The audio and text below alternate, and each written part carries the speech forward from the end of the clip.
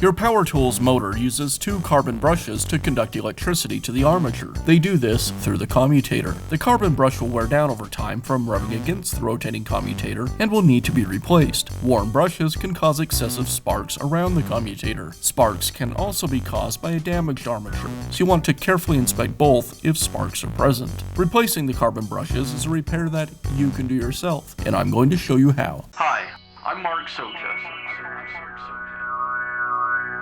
Do-it-yourself repairs like these are easier than you might think. From lawn machines to cordless drills, kitchen mixers, Outdoor grills. our how-to videos walk you through each repair from start to finish. So doing it yourself means never having to do it alone. Let's get started. I'll begin by removing the brush cap from the first brush. With the brush cap removed, I can remove the brush. Now I can install the new brush. I align it with the brush holder, and I'll also align the tabs with the brush holder. I'll compress the brush spring and reinstall the cap.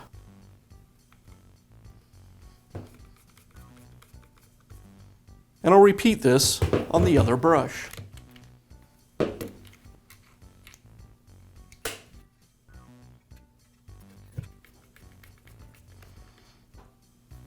And that's how easy it is to replace the carbon brushes in your power tool. Be sure to check back often for new videos and expert advice. If you found this video helpful, give us a thumbs up